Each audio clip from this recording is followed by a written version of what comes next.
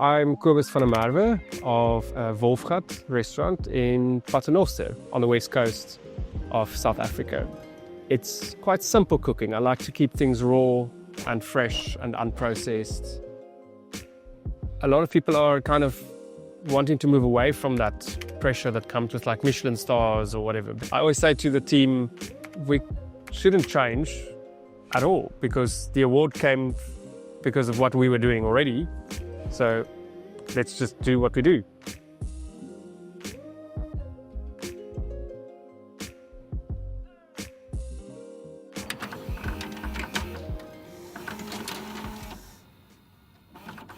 That's better. Yeah, Wolfgat is now 8.5 years old. 15 years ago, I came to Paternoster for what I thought was going to be a gap year. And one thing led to the next. And very organically, I started cooking with some guys I met here locally. And then we found this venue in 2016. And we kind of saw it as a blank canvas for everything that we've been exploring and discovering for the previous 7 years. Like getting to know the ingredients from here and taking inspiration from this amazing landscape. And the dream at Wolfgat was to do it as a tasting menu that really represents the time and place. We, of course, cook very seasonally because we use ingredients from the ocean and from wild plants and from the dunes. And a lot of those things sometimes have micro seasons, so they're only around for a few weeks. So there's constant movement and adaptation. It's quite simple cooking. I like to keep things raw and fresh and unprocessed and stick to 3 or 4 elements on the plate, not too complicated, so that you can actually taste the individual components. And I think also because we work with ingredients that sometimes people haven't seen before, there's no point in processing it too much into a sauce. You want to see the actual leaf and feel the texture and taste that oceanic flavor. Yeah.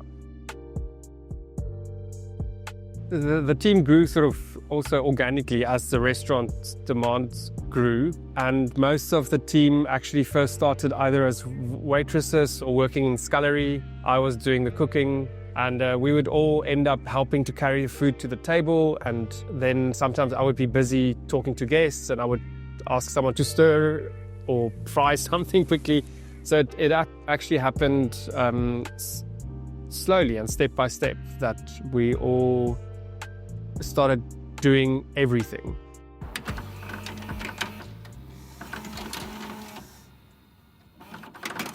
So mushroom is a exotic ingredient for us. We don't have wild mushrooms in this landscape or in this climate, but we're lucky to have mushrooms cultivated nearby to the restaurant.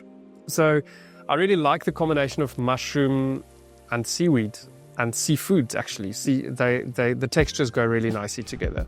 But for the current autumn menu, we do the mushroom as a plant-based dish, playing with the texture of mushroom that can remind of seafoods, and then adding sea flavor by pairing it with seaweed and succulents.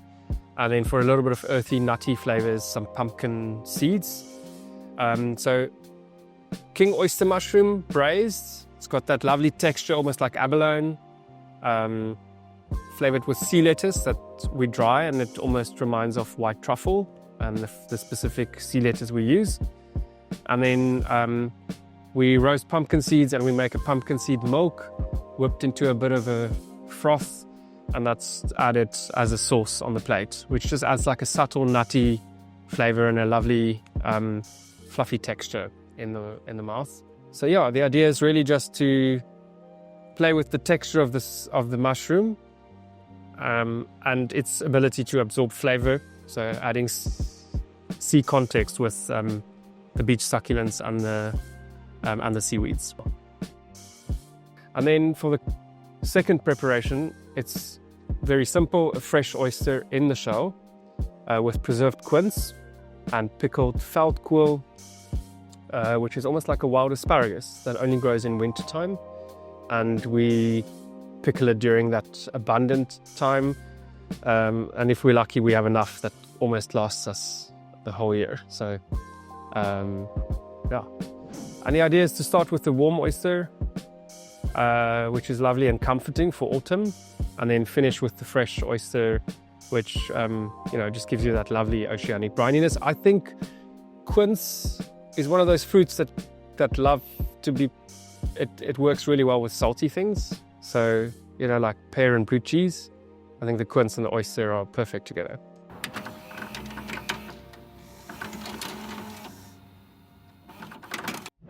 It was a spin-off from World 50 Best. Some of the guys that were involved in launching for World's 50 Best broke away and started a new award called the World Restaurant Awards. And they wanted to move away from a listing of restaurants instead of going number 1 to 50 or 1 to 100, because they said, and I think it makes much more sense. It's never comparing apples and apples when you're comparing restaurants. Saying number 1 to number 50, it's very subjective. But they decided to nominate restaurants in categories. So I thought that is a better way of doing it. So there were like diverse categories for different styles of restaurants, and we were nominated as a off-map destination restaurant. Often it sends the wrong people, or people with the wrong expectations, I should say, because this is barefoot. We're on the beaches, bare tables. It's not fine dining in a formal way or in a stiff atmosphere. So I think that's not everyone that understands that. But we just continue doing what we do. So the pressure, I see this a lot, and a lot of colleagues as well, here and abroad, and in Europe. A lot of people are kind of wanting to move away from that pressure that comes with like Michelin stars or whatever, because it can really change the feeling of the restaurant culture and the kitchen culture, because it adds stress and unnecessary expectation. And of course we're grateful that it sends guests or motivates people to come, because we are not in the city. But it shouldn't come with stress and expectations. I always say to the team, we shouldn't change at all, because the award came because of what we were doing already. So let's just do what we do. And always remember that the most important reward is guests that have had a good experience and that are telling you at the table, this was lovely, or this was amazing, or that was delicious. That should remain the most important reward. Yeah.